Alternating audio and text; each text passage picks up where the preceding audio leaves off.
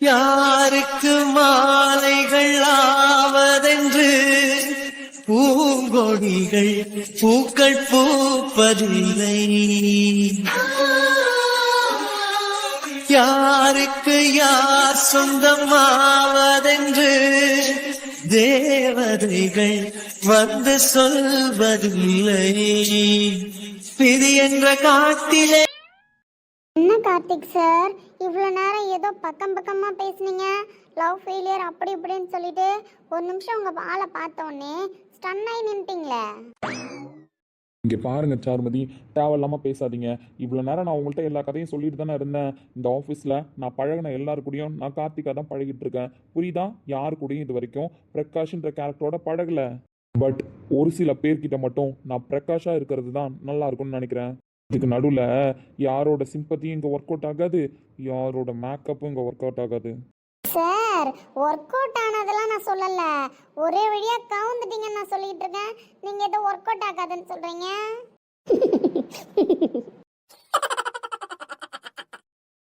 Charumathi sir love failure ஆனதுலேருந்து கொஞ்சம் கூச்ச சுபாவமாக மாறிட்டாரு.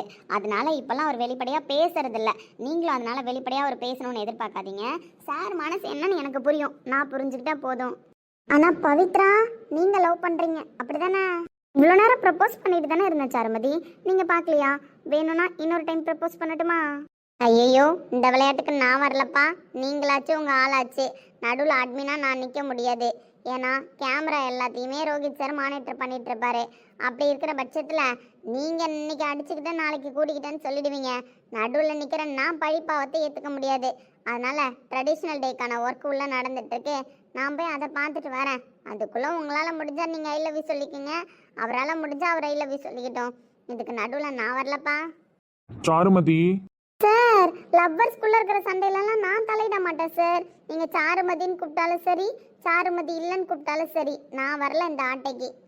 So நீங்களாச்சும் உங்கள் ஆளாச்சு, நீங்கள் சண்டை போடுங்க, ஐ லவ் யூ சொல்லுங்கள், ஐ ஹேட் யூ சொல்லுங்கள், இதை பற்றிலாம் எனக்கு கவலை இல்லை. ஆனால் நான் 2 பேர் கான்வர்சேஷனுக்கு நடுவில் நிற்க மாட்டேன். நீங்கள் நின்னாதான் உங்களுக்கு என்ன நியாயம் அநியாயன்றது புரியும். ஐயோ சார், நியாயமோ அநியாயமோ எனக்கு புரிய தேவையில்ல, நீங்களே ஹேண்டில் பண்ணிக்கோங்க. நான் உள்ளே போயிட்டு ஒர்க் என்னன்னு பார்த்துட்டு வரேன். பாதி ஜீவன் கொண்டு தேகம் வாழ்ந்து வந்ததோ,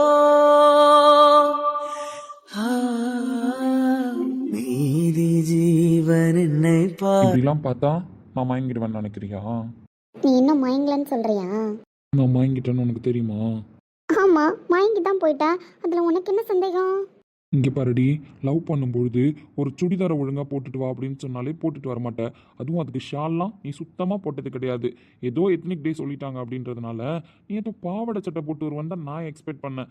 பட் ஆஃப் சாரி, இந்த மல்லிகைப்பூ, நெக்லஸ்ஸு எக்ஸெட்ரா எக்ஸெட்ரா இதெல்லாம் போட்டுட்டு வந்தது எதுக்கு? என்ன மயக்கத்துக்கு தானே. ஆமாம், எப்படி கண்டுபிடிச்சேன்? இங்கே பாரு, இந்த வாய் பேசுறதுனால பேசியே கவுத்தலாம் ஆளன்னு மட்டும் நினைக்காதானே. கார்த்தி மாமா, ஏய் வாய மூடுறீ. வாயெல்லாம் மூட முடியாதுன்னு நினைக்கேன். ஏய், இப்போ நீ டபுள் மீனிங்ல தானே பதில் சொன்ன? ஆமாம், டபுள் மீனிங்கில் தான் பதில் சொன்னேன். உனக்கு புரியும் அப்படின்றதுனால தானே டபுள் மீனிங்கில் பதில் சொல்கிறேன். இல்லைனா நீ டியூப் லைட்டுன்னு தெரிஞ்சிருந்தா சிங்கிள் மீனிங்கில் பதில் சொல்லியிருப்பேன், உனக்கு புரிகிற மாதிரி. அப்புறம் ஏன் வாயை மூட முடியாதுன்னு சொன்னேன் தெரியுமா? இங்கே பாருடி, வானா வேணான் தான் கார்த்தி மாமா நானும் சொல்கிறேன். நீங்கள் தான் கேட்க மாட்டீங்க. நீங்கள் தான் இப்போது என்னை தூண்டி விடுற மாதிரி மாதிரி பேசுகிறீங்க. மாதிரி மாதிரி பேசுறேனா? ஏய், இப்போ எதுக்கு தலையை குனிற? இதுக்கு பேர் தலையை குனியறதில்ல, வெக்கப்படுறது. உங்களுக்கு ஒன்றுமே தெரில தெரியுமா? என்னவோ தெரியல, என்ன மாயமோ புரியல. நீங்கள் என்னை லவ் பண்ணப்போ கூட எனக்கு லவ் கொஞ்சம் கொஞ்சமாக தான் வெளியில் வந்துச்சு. நீங்கள் இப்போ என்ன வேணான்னு சொல்லிட்டு தூக்கி போட்ட உடனே லவ் அதிகமாக வெளியில் வருது. இங்கே பாரு, கேவலமா இல்லை உனக்கு? எவ்வளோ கேவலமாக 2 பேரும் சண்டை போட்டிருக்கோம். உனக்கு ஞாபகம் இருக்கா இல்லையா? இல்லை ஏதாவது வீட்டுக்கு போகும்போது தலையில் அடிபட்டு மறந்துட்டியா? எல்லாமே ஞாபகம் இருக்குது. கேவலமாக நம்ம 2 பேரும் சண்டை போட்டதுனால நீங்கள் தான் கோச்சிட்டு இருக்கீங்களே, அதுவே போதும். 2 பேருமே கோச்சிட்டு இருக்கணும்னு எந்த அவசியமும் இல்லைன்னா. பாரு, இப்படிலாம் பேசி ஆள்லாம் மயக்கிடலான்னு மட்டும் நினைக்காத. அதுக்கெல்லாம் மயங்குற ஆள் இந்த கார்த்தி கிடையாது. சாரி நான் ஒன்றும் கார்த்திக் இல்லைன்னா உன்னை பொறுத்த அளவுக்கு நான் கார்த்திக் பிரகாஷ் தான். ஸோ உன்னோட பாவலெல்லாம் என்கிட்ட பழிக்காதுன்னு. அப்படி பழிக்காமலே போட்டோம். ஆனால் நான் உங்களை லவ் பண்ணிக்கிறேன்னா நீங்கள் ஏன் எனக்கு மேட்சாக ட்ரெஸ் போட்டு வரல? நீங்கள் எத்தனிக் டேன்றதுனால பிளாக் போட்டுட்டு வர மாட்டீங்கன்னா நான் பிளாக் ஆஃப் சாரி போட்டு வரல. நீங்கள் பிளாக் தான் போட்டுட்டு வருவேன்னு தெரிஞ்சிருந்தா நான் பிளாக் ஆஃப் சாரியை கட்டிட்டு வந்திருப்பேன். வேணும்னா உங்களுக்காக சேஞ்ச் பண்ணிக்கவா? பேக்கில் இன்னொரு செட் எடுத்துகிட்டு வந்திருக்கேன். ஒரு நிமிஷம். ஏன் அம்மா இப்போ நீ என்கிட்ட தானே பேசிகிட்டு இருக்க, அது என்ன நடுவில் வாங்க போங்க இதெல்லாம் ஆடிட்டு இருக்கு? அது வாடா போடான்னு கூப்பிடணுன்னு தான் முடிவு பண்ணி வந்தேன். ஆனால் நான் ஆஃப் சாரி போட்டேன்னா அப்போலேருந்து நான் ஒரு பொண்ணாக ஃபீல் பண்ணுறேன் தெரியுமா? அதனால புருஷனாக போகிறவங்கள நான் வாடா போடான்னு சொல்லக்கூடாது. வைத்தியம். ஆமாம், அதுக்குன்னு நான் எப்போவுமே உங்களை வாங்க போங்கன்னுலாம் கூப்பிட மாட்டேன். இன்றைக்கி இந்த ட்ரெடிஷ்னல் ட்ரெஸ்ஸில் இருக்கிற வரைக்கும் ஒன் டே உங்களை வாடா போடான்னு கூப்பிட மாட்டேன். அவ்வளோதான். நாளையிலேருந்து டேய் கார்த்தி என்னடா பண்ணுற? டேய் கார்த்தி என்னை லவ் பண்ணடான்னு சொல்லுவேன். இன்னைக்கு மாமா என்ன பண்ணுறீங்க? மாமா என்னை லவ் பண்ணுங்க. பவி உங்களை லவ் பண்ணுறா. முட்டைக்கண்ணி உங்களை லவ் பண்ணுறா. அதனால மாமா நீங்கள் கோபமாக பார்க்காம பாசமாக பாருங்கள். ஆனால் கோபமாகவே இருங்க. என்கிட்ட பேச தேவையில்ல அப்படின்னு பவி சொல்லவா? மாமான்னு கூப்பிடாத. அப்படி தான் கூப்பிடுவேன் மாமா. ஆமா வேணும். வாய மூடுறீ. இப்போ தானே கார்த்தி மாமா சொன்னேன் வாயை மூட முடியாதுன்னு. இப்போ வாயை மூடணும் அப்படின்னா லிப்ஸ்டிக்லாம் கலைஞ்சு போயிடும்.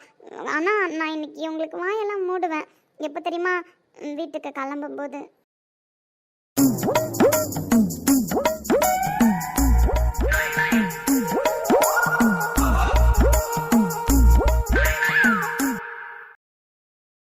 ஃபர்ஸ்ட் ஆஃப் ஆல் நவந்து நில்லுன்னா இதுக்கு பேர் தான் உங்கள் ஊரில் நவந்து நிற்கிறதா? கார்த்தி மாமாவுக்கு என்னை கிட்ட வச்சு பார்க்கணுன்ட்டு ஆசை. இவ்வளோ தூரம் என்ன ஆஃப் சாரிலலாம் பார்த்துட்டு அதுவும் புதுசாக மல்லிகைப்பூலாம் வச்சுட்டு வந்திருக்கதை பார்த்துட்டு அவருக்கு ஏதோ தோணும்னு தெரியும். பட் அதெல்லாம் கோபத்து மூலயமா மூடி மறைச்சிடலான்னு நினைக்கிறாரு. போறடி கடுப்பாவது மண்டைக்கு சூடேறுது. ஃபர்ஸ்ட் இந்த வாங்க பொங்கன்னு கூப்பிடுறத நிப்பாட்டு. அதையும் தவிர்த்து இந்த மாமான்னு கூப்பிடுறத நிப்பாட்டு. அப்போ ஏங்க அப்படின்னு கூப்பிடவா?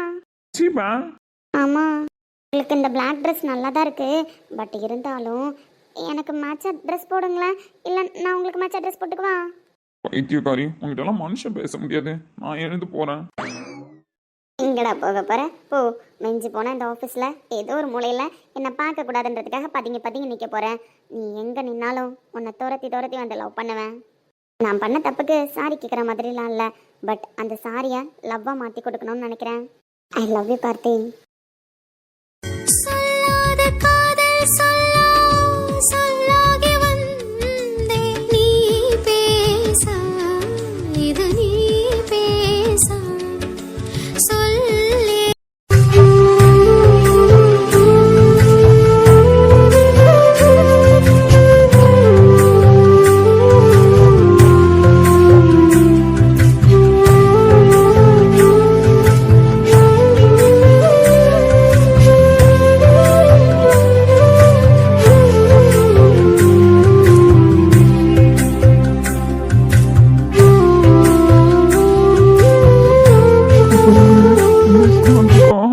சஞ்சய் சோதிச்சு பார்க்கறாரு கடவுள் இன்னைக்கு ஒண்ணா செம்மழகா இருக்காளே. என்ன என்னன்னா? இல்ல நேற்று ஏதோ ட்ரெடிஷ்னல் வியர்லாம் வரமாட்டேன் அப்படின்னா? ஆமாம், வரமாட்டேன்னு தான் சொன்னேன். மார்னிங் கூட நான் சுடிதார் போட்டுட்டு தான் கிளம்புனேன். அப்புறம் எப்படிமா? அது அக்கா தான் சொன்னா. ஆஃபீஸ்க்குன்னு ஒரு ரூல்ஸ் அண்ட் ரெகுலேஷன் இருக்குல்லடி, அப்படி தான் நீயும் கிளம்பி வரணும். தேவையில்லாமல் சுடிதார்லாம் போட்டுட்டு வராத. அதுவும் ஜாயின் பண்ண உடனே ஆஃபீஸோட ரூல்ஸ் அண்ட் ரெகுலேஷன்லாம் மதிக்காத மாதிரி ஆகிடும் அப்படின்னு சொன்னா. கரெக்டு தான். அதையே தானே நானும் எஸ்டர்டே சொன்னேன். ஆஃபீஸ்க்குன்னு ஒரு ரூல்ஸ் அண்ட் ரெகுலேஷன் இருக்கு, அதை மதிக்க கற்றுக்கொன்னு. அதெல்லாம் எங்களுக்கு மதிக்க தெரியும். யாரும் சொல்லி தான் நாங்கள் தெரிஞ்சுக்கணும்லாம் இல்லை. அப்புறம் வேஸ்டி ஷர்ட் உங்களுக்கு கூட அழகாக இருக்கு.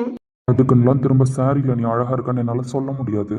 சொன்னாலும் சொல்லலனாலும் அதான் உண்மை. காலையிலேருந்து பார்த்த எல்லாருமே நான் அழகாக இருக்கேன்னு தான் சொன்னாங்க.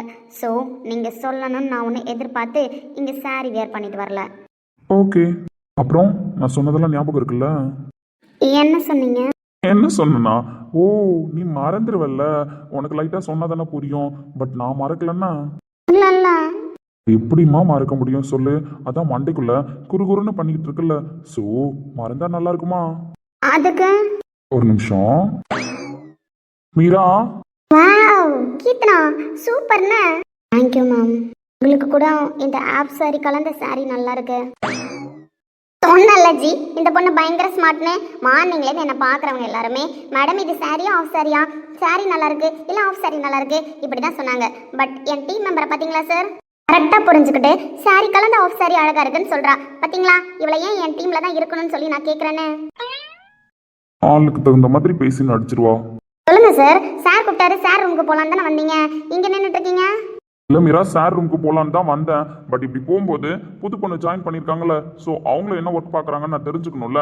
திடீர்னு இப்போ சார் ரூமுக்கு போகிறோம், ரோஹித் என்ன கேட்குறான், இந்த மாதிரி இப்போ புதுசாக வந்திருக்கிற பொண்ணுக்கு என்ன ஒர்க் அலோகேட் பண்ணியிருக்கீங்க, அவங்க எப்படி ஒர்க் பண்ணுறாங்க அப்படின்னு கேட்டாப்ல. அப்படின்னா நான் பதில் சொல்லணும்ல. ஷார் சார், கரெக்ட் தான்.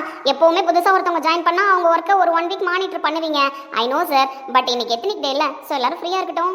எத்னிக் டே எல்லாரும் ஃப்ரீயாக இருக்கட்டும்ன்றதுலாம் கரெக்டு தான். பட் புதுசாக வந்திருக்கிற பொண்ணுக்கு இப்போ உடனே ஃப்ரீடம் கொடுக்க முடியாதுன்னு.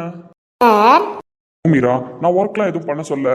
பட் என்னென்ன ஒர்க் பண்ணியிருக்கோம் அப்படின்றத நம்ம இப்போ ஒரு சில பேரை நோட் பண்ண சொல்லுவோம்ல. நம்ம ஆஃபீஸை பற்றின ஒரு சில விஷயத்தெல்லாம் கலெக்ட் பண்ணி சொல்லுங்க, புதுசாக வந்திருக்கிறவங்களுக்கு என்ன விஷயம்லாம் தெரியுதுன்னு நாங்கள் தெரிஞ்சுக்கிறோம் அப்படின்லாம் சொல்கிறோம்ல. ஆமாம் சார், ஒரு ஃபீட்பேக்காகவே நம்ம தான் எழுதி வாங்கியிருக்கோமே அதெல்லாம். அதே போல் ஃபங்க்ஷன் நடக்கும்பொழுதும் நம்ம ஆஃபீஸ் பற்றின மெரிட் டிமெரிட் ரெண்டுமே நம்ம ஸ்டாஃப் கிட்ட கேட்போம். அவங்க நேம் எதையுமே மென்ஷன் பண்ணாமல் அவங்க எல்லாரும் ஒரு பேப்பரில் எழுதி ஒரு பாக்ஸில் போடுவாங்க. Yes sir, I know all rules and regulation. Okay, correct தான். ஆல் ரூல்ஸ் அண்ட் ரெகுலேஷன் உங்களுக்கு தெரியும். அப்புறம் என்ன ஜி? ஜி ஃபர்ஸ்ட் சொல்றத கேளுங்க ஜி. அதே மாதிரி எல்லாரும் எழுதி போடுவாங்க, எல்லாமே கரெக்ட் தான். பட் புதுசா வந்திருக்கிற பொண்ணுக்கு வேணா ஒரு டாஸ்க் கொடுப்போமா? டாஸ்கா? ஆமா ஜி, எப்பவுமே ஒரு வேலை கத்து தரேன்னு வச்சுக்கோங்களேன், அவங்களுக்கு உடனே தூக்கி சிஸ்டத்தை கொடுத்துட முடியாது. சரி, அப்படி இந்த பொண்ணுக்கு என்ன டாஸ்க் வைக்க போறீங்க? பாருங்க மீரா, இன்னைக்கு நம்ம எத்தனிக் டே செலிப்ரேட் பண்றோம். ஸோ அப்படி எத்தனிக் டே செலிப்ரேட் பண்ணும்போது நம்ம ஆஃபீஸ்ல மார்னிங்லேருந்து என்னென்ன பண்றோம் அப்படின்றத ஒரு ஸ்மார்ட்டா எழுதி இந்த பொண்ணை ஒரு அவுட்புட்டா கொடுக்க சொல்லுங்க. சார், யூ மீன் நோட் பண்ணி சொல்றீங்களா? நோட் பண்ணி இல்ல மீரா, எழுதி ஒரு புக்லெட் மாதிரி சப்மிட் பண்ண சொல்றேன். புரியல ஜி. இல்ல ஜி, எத்னிக் டே அப்படின்னு ஒன்று செலிப்ரேட் பண்றோம். ஸோ பிரகாஷ் குரூப் ஆஃப் கம்பெனில morning to ethnic day celebrate பண்ணி முடிக்கிற வரைக்கும் யார் யார் என்ன ஒர்க் பண்ணாங்க, ஸோ எந்த அளவுக்கு அவங்களோட பங்களிப்பு இருந்துச்சு, ஸோ இந்த எத்னிக் டே மூலயமா நாங்கள் என்னென்ன தெரிஞ்சுக்கிட்டோம் அப்படின்றத அந்த பொண்ணை ஒரு கட்டுரை மாதிரி சொல்லுவோம்ல, அப்படி எழுதி அந்த பொண்ணை லாஸ்டா ஃபங்க்ஷன் முடிஞ்சோடனே பேச சொன்னாலும் சரி, இல்லை எனக்கு பேச முடியாது, எனக்கு அந்த அளவுக்கு வில் பவர் கிடையாது, நான் வேணா எழுதி தரேன் பட் அப்படின்னு சொல்ற பட்சத்தில் நம்மள்ட்ட கூட கொடுக்க சொல்லுங்க, நம்ம வந்து படிச்சுக்கலாம். இல்லை அந்த பொண்ணே ஸ்டேஜில் படிக்கிறதா இருந்தாலும் படிக்கட்டும், அதில் எந்த இஷ்யூ இல்லை. பட் மார்னிங்லேருந்து எத்னிக் டே கம்ப்ளீட் ஆகுற வரைக்கும் என்னென்ன நடந்துச்சுன்றத அந்த பொண்ணு நோட் பண்ணி சொல்லணும். இந்த ஆஃபீஸில் ஜாயின் பண்ண உடனே இந்த சஞ்சய் வைக்கிற ஃபர்ஸ்ட் டாஸ்க்கு அதை நீங்கள் பண்ண சொல்லிடுங்க. Okay ji, no problem. அந்த அளவுக்கு அவளுக்கு டேலண்ட் இல்லைன்னு சொல்றீங்களா என்ன? நிறையவே டேலண்ட் இருக்கு. எப்படி அழகா எழுதி பர்ஃபார்ம் பண்றான்னு மட்டும் பாருங்க. அவ்வளோ கான்ஃபிடென்ட்டா மீரா? ஆமா சார். பட் மீரா, அந்த பொண்ணு கைப்பட எழுதி இதெல்லாம் சப்மிட் பண்ணணும். ஜி, டெக்னாலஜி எங்கேயோ போயிடுச்சு. அப்படி இருக்கும்பொழுது அந்த பொண்ணு சிஸ்டம்ல நோட் பண்ணாலோ லேப்டாப்ல நோட் பண்ணாலோ ப்ராப்ளம் இல்லையே. ஓ மீரா, அந்த உடனே எல்லாருக்கும் தூக்கி சிஸ்டம்லாம் கொடுத்துட முடியாது, புரியுதா? ஃபர்ஸ்ட் பேப்பரையும் பேனாவையும் பிடிக்க சொல்லுங்க, அதுக்கப்புறம் லேப்டாப்பையும் கம்ப்யூட்டரையும் டச் பண்ணலான்னு. ஸோ அதையும் தாண்டி ஸ்டேஜில் படிக்கும்போது என்ன கம்ப்யூட்டரை தூக்கிட்டு போய் வச்சுட்டு படிப்பீங்களா, இல்லை லேப்டாப்பை தூக்கிட்டு போய் வச்சுட்டு படிப்பீங்களா? ஜி, டெக்னாலஜி இப்ப செல்போன்ல வந்துருச்சு. செல்போன்ல கூட நோட் பண்ணி வச்சுட்டு படிக்கலாம். ஜி, என்னன்னா இப்படி வச்சுக்கோங்களேன், நான் ஒரு 90s கிட்ஸு, அதனால பேப்பர்ல எழுத சொல்றேன்னு கூட வச்சுக்கோங்களேன். ஏன் அந்த பொண்ணு என்ன அன்எஜுகேட்டடா, எழுத தெரியாதா? என்ன ஜி இவ்வளோ கோவப்படுறீங்க? இது ஒரு சாதாரணமான விஷயம். இப்போ என்ன உங்களுக்கு, அந்த பொண்ணு எல்லாத்தையும் நோட் பண்ணி ஃபங்க்ஷன் முடியும் பொழுது பர்ஃபார்ம் பண்ணணும். அப்புறம் கண்டிப்பா பேப்பர் பேனாவை எடுத்து எழுத சொல்றேன். நீங்க கவலையே படாதீங்க. நான் சொல்லி என் டீம் மெம்பர் செய்யாம போயிடுவாங்களா? செஞ்சா சரி. சரி, ஓகே ஜி, வாங்க நம்ம சாரை பார்க்க போலாம். நீங்க போங்க, நான் அதோ இப்போ வந்துடுறேன். யாரு அந்த பிள்ளை? இன்னசென்ட்டா? ஆமா ஜி. சரி சரி, நீங்க போங்க. நான் திட்டலாம் மாட்டேன், மிரட்டவும் மாட்டேன். ஒரு 2 minutes பேசிட்டு வந்துடுறேன். அப்புறம் நீங்க இருக்கும்பொழுது அந்த பொண்ணை ஒரு பேப்பரையும் பேனாவையும் எடுத்துட்டு நிக்க சொல்லுங்க. ஆ ஜி, அந்த பொண்ணு பொறுமையா எடுத்து எழுதும். ஜி சரி, கோவப்படாதீங்க. கீர்த்தனா மேம், ஒரு பேப்பரையும் பேனாவையும் எடுமா. மேம், நான் பொறுமையா நோட் பண்றேன் மேம். நோட்ஸ் நான் ஃபோன்ல கூட எடுப்பேன் மேம். என்கிட்ட நோட் பேட் ஆப் இருக்கு. நோடம்மா, சஞ்சய் சார் ஒரு விஷயம் முடிவு பண்ணிட்டாங்க அப்படின்னா அதை ரிவர்ஸில் எடுக்கவே மாட்டாங்க. அதனால நீ பேப்பரும் பேனாவும் எடுத்து எழுது. சரி மேம், நான் தேடணும். I have 5 minutes time ma'am. நோடாம்மா, நாங்கள் வெயிட் பண்ணுறோம். உடனே நீ பேப்பரும் பேனாவும் எடுத்தினா தான் என் வார்த்தைக்கு மரியாதை கொடுக்குறேன்னு சஞ்சய் சார் நம்புவார். ஸோ இந்த மேனேஜருக்கு நீ பெருமை தேடி தரணும். ஆல்ரெடி சொல்லியிருக்கல. எட்ராம்மா.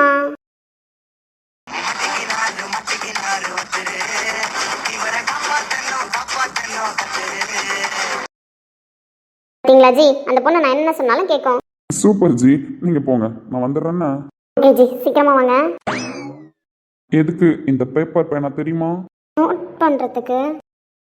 மனசில் எதையோ மறைக்கும் கிளிய மனச திறந்து சொல்லடி வெளிய என்ன? பேப்பரும் பேனாவும் ஆஃபீஸில் நடக்கிறத நோட் பண்ணுறதுக்குல. அப்புறம் எப்போ வேணாலும் எனக்கு மைண்டு மாறும், எப்போ வேணாலும் கொடுக்கணும்னு தோணும். இல்ல. ஸோ அப்போ போய் நம்ம அவசரத்துக்கு ஒரு பேனா தேட முடியுமா? அதுக்கு எப்போவுமே உன் கையில் ஒரு பேனா ரெடியாக இருந்துச்சு அப்படின்னா அப்படியே வாங்கி அப்படியே கொடுத்துட்டு போயிட்டே இருப்பேன். சொல்லடி வெளிய கரைய கடந்து நீ வந்தது எதற்கு கண்ணுக்குள்ள ஒரு ரகசியம் இல்ல, எனக்கு மைண்ட் எல்லாம் நல்லா ஆகிடுச்சு. எனக்கு எதுவும் ப்ராப்ளம் இல்லை. நான் திரும்ப தரணும்லாம் நான் சும்மா சொன்னேன். நீங்க ஏதோ சீரியஸா எடுத்துட்டு பேசிட்டு இருக்கீங்க. அம்மாஞ்சி டியூப் லைட்டு வாங்க மாட்டேன். இது எல்லாத்துக்கும் இன்னைக்கு பதில் சொல்லணும்ல. அது இல்ல இன்னைக்கு பதில் சொல்லிடலாம். என்னதான் உன்னை பேப்பரும் பேனாவும் வச்சிரு கிஸ் கொடுத்துருவேன் அப்படின்னு சொன்னாலும் நீ இன்னைக்கு ஒரு மாதிரி இருக்கியா, எனக்கு வேற ஒரு மாதிரி இருக்கு. ஐயோ, அவ்வளோதான் உனக்கு மரியாதை சொல்லிட்டேன். நானும் போனா போதுன்னு பொறுமையாக பேசினா ஓவராக தான் போகிறேன்னு. என்னை லவ் பண்ணுறேன்னு சொல்ல மாட்டியா, என்னை பிடிச்சிருக்குன்னு சொல்ல மாட்டியா, சாரியில் நான் அழகாக இருக்கேன்னு சொல்ல மாட்டியா, இது எதுவுமே சொல்ல மாட்டியா. ஆனால் மற்றதில் மட்டும் பண்ணுறேன் அப்படின்னு சொல்கிறேன். அப்போ நீலாம் யாரு? என்னை ஏமாத்த பார்க்குறியா? எல்லாம் பண்ணிட்டு அப்படின்னு நான் ஒன்றும் பண்ணல, நான் ஒன்றும் இவ்வளோ லவ் பண்ணல அப்படின்னு சொல்லி ஏமாத்தலான்னு பார்க்குறியா? ஓ, அப்படி ஒரு விஷயம் இருக்கா? என்ன கிஸ் மட்டும் பத்தாது, எல்லாமே ஓகே தான் அப்படின்னு சொல்றியா? ஐயோ, நான் அப்படி சொல்லல. நீ தான் அப்படி சொன்ன. இப்போ எல்லாமே பண்ணிட்டு லவ் பண்ணலன்னு நீ சொல்லிடுவியா அப்படின்னு கேட்டிய. ஆமா, நீ பேசுறது இப்ப நடந்துக்க போறேன்னு சொல்றதும் அப்படிதான் இருக்கு. அதனால தான் அப்படி கேட்டேன். இங்க பாரு, ஒன்னு எனக்கு பிடிக்காது. சீப்பா. ஆனா நீ கொடுத்த முத்தம் மட்டும் மைண்டுக்குள்ள அப்படியே குறுகுறுன்னு ஓடிட்டு இருக்கு. அதான் ரிட்டர்ன் கொடுத்துட்டேன் அப்படின்னா மைண்டுக்குள்ள குறுகுறுன்னு ஓடாது அப்படின்னு நினைச்சேன். பட் நீ எல்லாத்துக்குமே பெர்மிஷன் கொடுப்ப போலயே. அவ்வளோ பிடிக்கலன்னா உனக்கு என்ன பிடிக்காதுல்ல, அதே மாதிரி தான் எனக்கு ஒன்று பிடிக்காது. சும்மா கடுப்பேத்தி பார்க்காத. கடுப்பேத்திலாம் பார்க்கலன்னா நீ ரெடியாரு, எப்போ வேணாலும் கொடுப்பேன். அது பேனா மொத்தமாகவும் இருக்கலாம், இல்லை வேற மாதிரியாகவும் இருக்கலாம். பேனா மொத்தம் எப்படி சொல்லி கொடுத்த ஞாபகம் இருக்கா? நீ சொல்லி கொடுத்த மெத்தட்லே கொடுத்துலான்னு தான் நினச்சேன். நார்மலாக பொண்ணுங்க சாரி கட்டினா அழகாக இருப்பாங்கன்னு எனக்கு தெரியும். ஆனால் இப்படி ஒருத்திய நான் பார்த்ததில்ல. உன்னோட அழகு என்னை ரொம்ப டிஸ்டர்ப் பண்ணுது. இப்போ சொல்லு, இந்த டாஸ்கில் பேனா மொத்தத்தை கொடுக்கவா, இல்லை இந்த சேலை அழகாக ரசிச்சுட்டு வேற மாதிரி ஏதாவது ஸ்பெஷலாக கொடுக்கவா?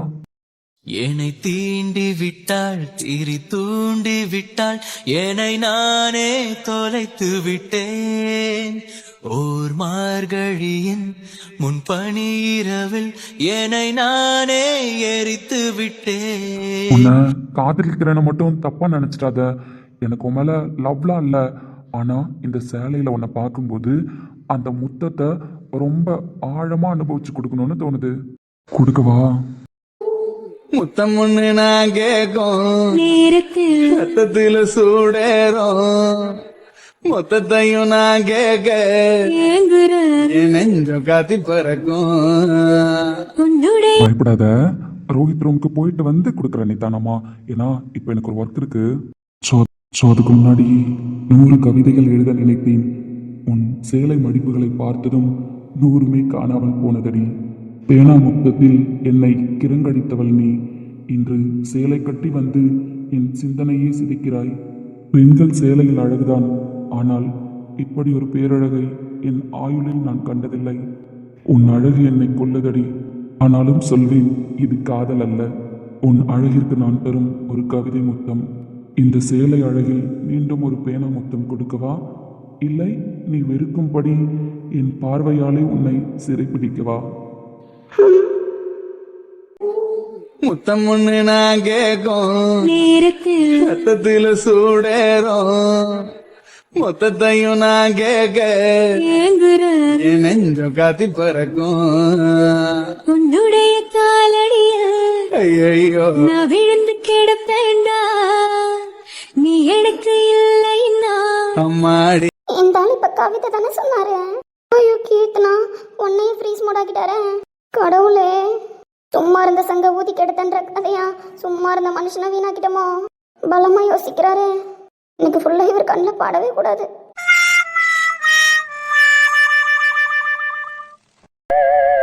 இங்கே பாருங்க மீரா, ஏற்பாடுலாம் பர்ஃபெக்டாக இருக்கணும். சார் என்னால் முடிஞ்ச பெஸ்ட்டை கொடுத்துருவேன் சார். கூட ஹெல்ப்புக்கு தான் சஞ்சய் சார் இருக்காங்கல்ல, ஸோ நான் அவர்கிட்ட கோஆர்டினேட் பண்ணிக்கிறேன். கோஆர்டினேட் பண்ணிக்கோங்க. எப்படி ஒர்க் பண்ணுவீங்க அதெல்லாம் எனக்கு தெரியாது, பட் இன்னைக்கு ஆஃபீஸ் வேறு மாதிரி இருக்கணும். Sure sir. அப்புறம் பெருசாக யாரும் ஒர்க்குன்னு பார்க்க வேணாம், இம்பார்ட்டன்ட் ஒர்க் இருக்கிறவங்க மட்டும் பார்த்தா போதும். இன்னைக்கு ஒன் டே என்ஜாய்மெண்ட் பண்ணலாம். சார் ஆல்ரெடி நீங்கள் இந்த அனௌன்ஸ்மெண்ட்டை கொடுக்கறதுக்கு முன்னாடியே பசங்களாம் என்ஜாய் பண்ணிட்டு தான் இருக்காங்க. இப்போ நீங்கள் அனௌன்ஸ்மெண்ட்டும் கொடுத்துட்டீங்களா, ஸோ இதுக்கப்புறம் மாதம் என்ஜாய் பண்ண போகிறாங்க.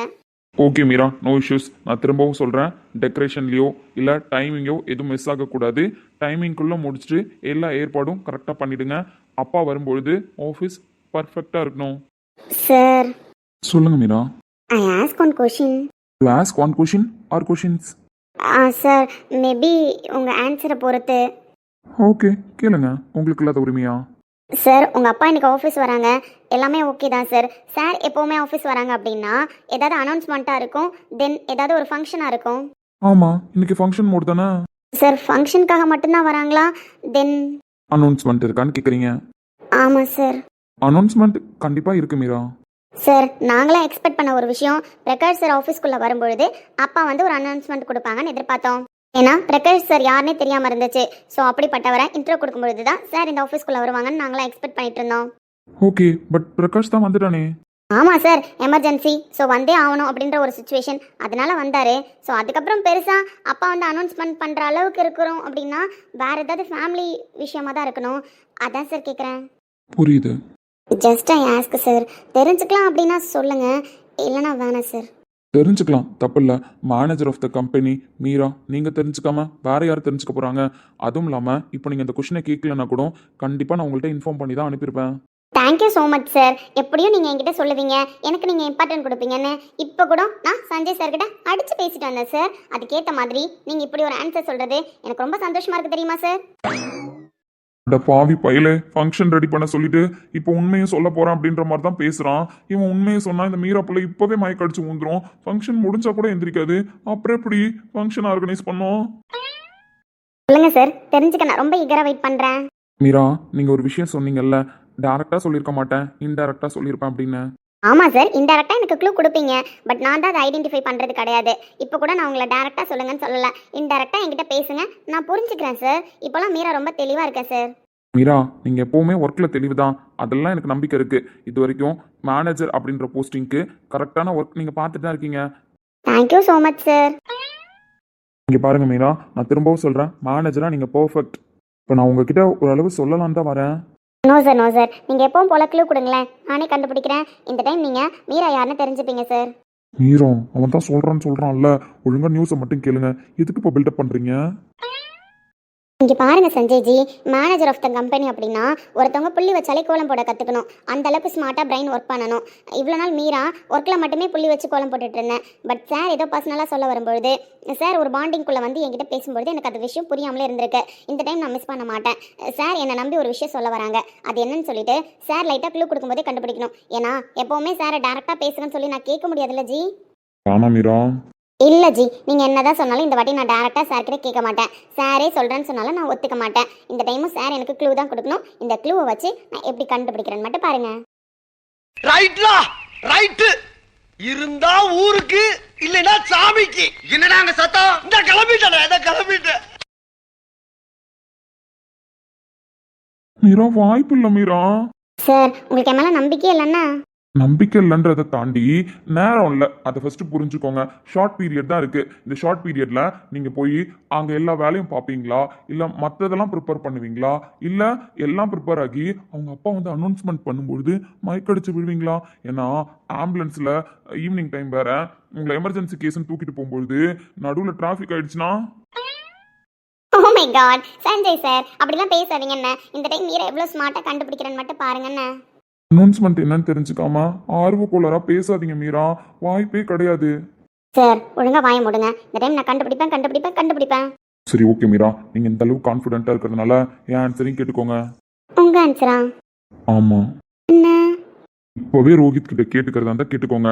அவனே என்ன விஷயம் ரிவீல் பண்ணிடுவான். இல்ல நான் கேட்க மாட்டேன், ஸ்மார்ட்டா நான் கண்டுபிடிச்சே தீருவேன் அப்படின்னு நீங்க ஆசைப்பட்டீங்க அப்படின்னா கடைசி நிமிஷம், அதாவது ரோஹித்தோட அப்பா வந்து அனௌன்ஸ்மெண்ட் பண்ற வரைக்கும் நீங்க எவ்வளவு ஆங்கிள் கேட்டாலும் சரி, எத்தனை தடவை என்கிட்ட கேட்டாலும் சரி, நான் ஆன்சர் உங்களுக்கு சொல்ல மாட்டேன். No sir, I don't need your answer. Okay, best of luck. Funny guy. Gautam கிட்ட சொல்லி ஆஃபீஸ்க்கு வரும்பொழுது எதுக்கும் 2 ஆம்புலன்ஸ் எடுத்துட்டு வந்து ஆஃபீஸ் வாசல்ல நிறுத்திட்டா, எமர்ஜென்சி கேஸ் இன்னைக்கு நிறைய இருக்கு, பார்த்துடலாம், முடிஞ்ச அளவுக்கு ஃபர்ஸ்ட் எய்ட் கிட்டோட வந்துடான்னு சொல்லி வைக்கணும். ஏன்னா தேவையில்லாம இந்த புள்ள சாவுக்கு நம்ம காரணமாக முடியாது, பழியும் பாவத்தையும் ஏத்துக்கிட்டு வாழ்நாள கடத்த முடியாது. என்ன மீரா, கிளாரிஃபை பண்ணிட்டீங்களா? பண்ணிட்டேன் சார். சஞ்சய் சார் எப்பவும் போல என் மேல இருக்கிற அக்கறையில பேசுறாங்க. அதனால நான் அவர் சொல்றதையும் கேட்டுக்கிட்டேன். பட் அதை நான் வந்து செயல்படுத்தணுமா வேணாமான்னு முடிவு பண்ணணும்ல சார். ஓகே. அவரு உங்ககிட்ட ஃபுல்லா கேட்க சொல்றாரு சார். பட் மீரா தான் இப்ப ஸ்மார்ட் ஆயிட்டல சார். உங்கள்கிட்ட திரும்பவும் நான் ஃபுல்லா கேட்டா எனக்கு என்ன டேலண்ட் இருக்குன்னு உங்களுக்கு எப்படி தெரியும் சொல்லுங்க? ஸோ ஜஸ்ட் நீங்க லைட்டா சொல்லுங்க சார், இந்த அனௌன்ஸ்மெண்ட்டுக்காக தான் வராங்கன்னு சொல்லிட்டு. ஸோ அது எதை பத்தி, யாரை பத்தி அப்படின்றதெல்லாம் நான் கண்டுபிடிக்கிறேன் sir. Sure Meera? Sure sir. திரும்பவும் சொல்றேன் மீரா, நான் ஃபுல்லாவே உங்கள்கிட்ட சொல்றதுக்கு ரெடி தான். பட் நீங்க எப்போ க்ளூ கொடுக்க சொல்றீங்க? Yes sir. அப்படி நான் க்ளூ கொடுத்ததுக்கு அப்புறம் சார் நீங்க சொன்ன கொஷின் வேற மாதிரி இருக்கு, எனக்கு கன்ஃபியூஸ்டா இருக்கு, நீங்க ஃபுல்லாவே சொன்னா நல்லா இருக்கும் அப்படின்னு நீங்க கேட்கிற பட்சத்துல நான் சொல்ல மாட்டேன். அனௌன்ஸ்மெண்ட் அப்பதான் நீங்க தெரிஞ்சுக்கிற மாதிரி இருக்கும். என்ன சார், நீங்களும் சஞ்சய் சார் மாதிரி காமெடி பண்றீங்க. மீரா இப்பெல்லாம் பயங்கர ஷார்ட் சார். ஓகே, என்ன அனௌன்ஸ்மெண்ட் அப்படின்னா? சார் நான் வேணா லைட்டா சொல்லட்டுமா? ஓ, அதையும் நீங்களே சொல்லிடுறீங்களா? இல்ல சார், நீங்க தான் ஃபேமிலி ரிலேட்டடான ஒரு அனௌன்ஸ்மெண்ட்னு சொல்லிட்டீங்க. அப்படி இருக்கிற பட்சத்துல இலக்கியா மேம் கௌதம் சாரோட ரிசப்ஷன் அனௌன்ஸ்மெண்ட்டா இருக்கும். அவ்வளவுதானா? இல்ல சார், எத்னிக் டேலாம் வச்சு நீங்களும் ஃபார்மல் காஸ்டியூம்ல வந்ததுனால மேபி உங்களுக்கு அலைன்ஸ் பார்த்துருப்பாங்க சார். அதை பத்தின அனௌன்ஸ்மெண்ட்டாவும் இருக்கலாம். I am correct sir? Super Meera. சொன்னல சார், நான் இப்பெல்லாம் பயங்கர ஷார்ப் ஆயிட்டேன் சார். ஓகே ஓகே சார், ஃபேஸ்ல இப்பவே கல்யாண கலை வந்துருச்சுன்னு. Anyway congrat sir. Thank you so much Meera. But sir Meera, எனக்கு கல்யாணம் அப்படின்ற அனௌன்ஸ்மெண்ட் கிடையாது. ஏன் சார்? இலக்கியாவுக்கு மேரேஜ் ஆயிடுச்சு, ஸோ அதனால அவங்களுக்கு ரிசப்ஷன். Yes sir. கடவுளே காப்பாத்துங்க. எனக்கும் மேரேஜ் ஆகிடுச்சு, ஸோ எனக்கும் ரிசப்ஷன் தான், அதுக்கான அனௌன்ஸ்மெண்ட் தான். சார் நீங்க ஏதோ சொல்றீங்க, பட் என் காதுல சரியா கேட்கல சார். அந்த அப்பவே சொன்னேன் முழுசா கேளுன்னு, இப்ப இவன் இக்க வச்சு நிறுத்த போறான். மீரா, எனக்கும் கல்யாணம் ஆகிடுச்சு, புரியுதா? ஸோ என்னோட கல்யாணம் ஆன விஷயம் யாருக்கும் வெளியில தெரியாது. இப்பதான் சொல்ல வேண்டிய சுச்சுவேஷன் வந்திருக்கு, அதனால வெளியில சொல்றோம். ஸோ எனக்கும் ரிசப்ஷன் வைக்க போறாங்க, அதுக்கான அனௌன்ஸ்மெண்ட்டுக்காகவும் தான் அப்பா வராங்க. I am very happy. Start music.